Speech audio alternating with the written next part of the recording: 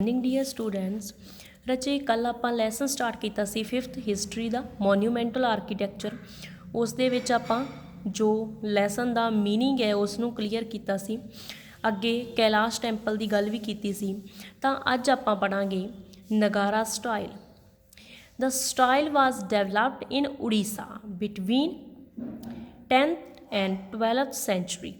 ਜੋ ਨਗਾਰਾ ਸਟਾਈਲ ਸੀ ਟੈਂਪਲਸ ਦੇ ਵਿੱਚ ਵਰਤੀ ਜਾਣ ਵਾਲੀ ਇੱਕ ਕਲਾ ਜਿਸ ਨੂੰ ਆਪਾਂ ਕਹਿ ਸਕਦੇ ਹਾਂ ਨਗਾਰਾ, ਉੜੀਸਾ ਦੇ ਵਿੱਚ 10ਵੀਂ ਸੈਂਚੁਰੀ ਤੋਂ 12ਵੀਂ ਸੈਂਚੁਰੀ ਦੇ ਵਿਚਕਾਰ ਡਿਵੈਲਪ ਹੋਈ ਸੀ। Many temples like Khajuraho like Vishwanath temple and the Khandariya temple were fine example of this style। ਖੁਜਰਾਹੋ ਦੇ ਵਿੱਚ ਬਣੇ ਹੋਏ ਵਿਸ਼ਵਨਾਥ ਟੈਂਪਲ ਹੋ ਗਿਆ ਐਂਡ ਖੰਡਾਰੀਆ ਟੈਂਪਲ ਆ ਜਿਹੜੇ, ਇਹ ਦੋ ਟੈਂਪਲ ਇਸ ਦੀਆਂ ਨਗਾੜਾ ਸਟਾਈਲ ਦੀਆਂ ਮੂੰਹ ਬੋਲਦੀਆਂ ਐਗਜ਼ੈਂਪਲਾਂ ਹਨ। ਟੈਂਪਲਸ ਆਫ ਉੜੀਸਾ, ਉੜੀਸਾ ਦੀ ਗੱਲ ਕਰਦੇ ਹਾਂ ਤਾਂ ਅੱਗੇ ਦੇਖਿਆ ਆਪਾਂ ਕਿ ਨਗਾੜਾ ਸਟਾਈਲ ਉੜੀਸਾ ਦੇ ਵਿੱਚ ਡਿਵੈਲਪ ਹੋਇਆ ਹੈ। ਤਾਂ ਇਹ ਸਟਾਈਲ ਦੇ ਨਾਲ ਉੜੀਸਾ ਦੇ ਵਿੱਚ ਹੋਰ ਵੀ ਜਿਹੜੇ ਮੰਦਰ ਹੈ ਉਹ ਬਣਵਾਏ ਗਏ ਹੋਣਗੇ। ਸਭ ਤੋਂ ਪਹਿਲਾਂ ਗੱਲ ਕਰਾਂਗੇ ਦਾ sun temple at Konark. Konark ਨਾਂ ਦੇ ਸਥਾਨ 'ਤੇ ਸਨ ਟੈਂਪਲ ਬਣਾਇਆ ਗਿਆ ਤਾਂ ਉਹ ਬਹੁਤ ਹੀ ਜ਼ਿਆਦਾ ਫੇਮਸ ਟੈਂਪਲ ਹੈ। ਇਸ ਦੀ ਕੀ ਇੰਪੋਰਟੈਂਸ ਹੈ ਉਹ ਆਪਾਂ ਪੜਾਂਗੇ।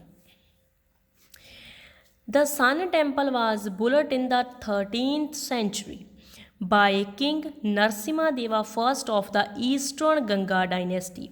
Eastern Ganga dynasty ਦਾ ਰਾਜਾ ਸੀ ਨਰਸਿਮਾ ਦੇਵਾ ਪਹਿਲਾ। ਉਸ ਨੇ ਇਹ ਜੋ ਸਨ ਟੈਂਪਲ ਸੀ ਉਸ ਨੂੰ ਬਣਵਾਇਆ ਸੀ। It is the famous temple situated at Konark. Konark ਦੇ ਵਿੱਚ ਇਹ ਟੈਂਪਲ ਸਥਿਤ ਹੈ। Konark is 65 kilometre away from the Bhubaneswar Odisha. Odisha ਤੋਂ 65 ਕਿਲੋਮੀਟਰ ਅਵੇ ਹੈਗਾ ਏ। Although the main temple is in ruins today. ਜ਼ਿਆਦਾਤਰ ਤਾਂ ਕਹਿੰਦੇ ਕਿ ਜੋ ਮੇਨ ਟੈਂਪਲ ਸੀ ਉਹ ਤਾਂ ਇੰਨਾ ਜ਼ਿਆਦਾ ਪੁਰਾਣਾ ਸੀ ਕਿ ਹੁਣ ਆਲਮੋਸਟ ਖਤਮ ਹੋ ਚੁੱਕਿਆ ਏ। Other temples that stand today is 128 feet high. ਅਤੇ ਜੋ ਬਾਕੀ ਦਾ ਟੈਂਪਲ ਉਹ ਖੜ੍ਹਾ ਏ ਤਾਂ ਉਹ ਜਿਹੜਾ ਹੈਗਾ ਘੱਟੋ ਘੱਟ ਵੀ 128 ਫੀਟ ਤੱਕ ਉਚਾਈ ਉਹਦੀ ਹੈਗੀ ਹੈ। ਇਟ ਇਜ਼ ਸੈਡ ਦੈਟ ਇਹਦੀ ਇੰਪੋਰਟੈਂਸ ਕੀ ਹੈ, ਇਹ ਮੰਨਿਆ ਜਾਂਦਾ ਏ the 1200 architects and engineer took part in its construction।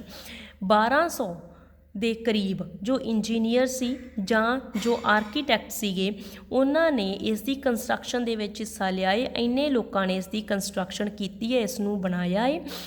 ਇਸ ਟੈਂਪਲ ਦੀ ਇਹ ਬਹੁਤ ਵੱਡੀ ਖਾਸੀਅਤ ਮੰਨੀ ਜਾਂਦੀ ਹੈ। And it took them almost 12 year to complete the temple. ਅਤੇ ਇਸ ਨੂੰ ਕੰਪਲੀਟ ਕਰਨ ਦੇ ਵਾਸਤੇ 12 ਸਾਲ ਲੱਗੇ ਸਨ। The whole structure of the temple is fashioned like a big chariot mounted by 24 large wheels and drawn by 7 horses।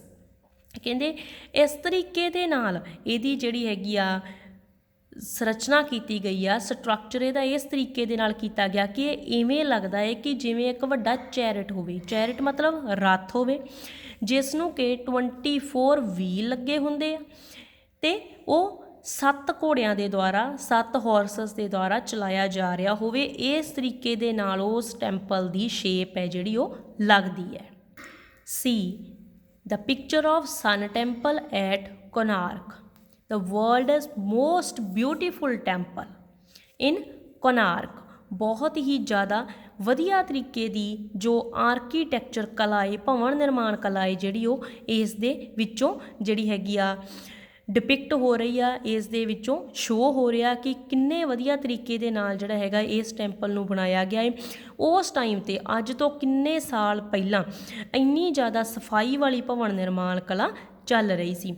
ਸੋ ਇਸ ਦੇ ਵਿੱਚ ਇਹ ਇੱਕ ਚੈਰਿਟ ਦੀ ਤਰ੍ਹਾਂ, ਇੱਕ ਰੱਥ ਦੀ ਤਰ੍ਹਾਂ ਪ੍ਰਤੀਤ ਹੋ ਰਿਹਾ ਹੈ ਕਿ ਇਸ ਨੂੰ ਜਿਹੜੇ ਹੈਗੇ ਆ ਵੀਲ ਲੱਗੇ ਹੋਏ ਆ ਅਤੇ ਜਿਵੇਂ 7 ਘੋੜਿਆਂ ਦੇ ਦੁਆਰਾ ਇਹ ਚਲਾਇਆ ਜਾ ਰਿਹਾ ਹੋਵੇ ਇਸ ਤਰੀਕੇ ਦੇ ਨਾਲ ਇਹ ਚੈਰਿਟ ਦੀ ਸ਼ੇਪ ਦੇ ਵਾਂਗੂ ਹੀ ਲੱਗਦਾ ਏ। The big wheels on either side of the chariot are beautifully curved।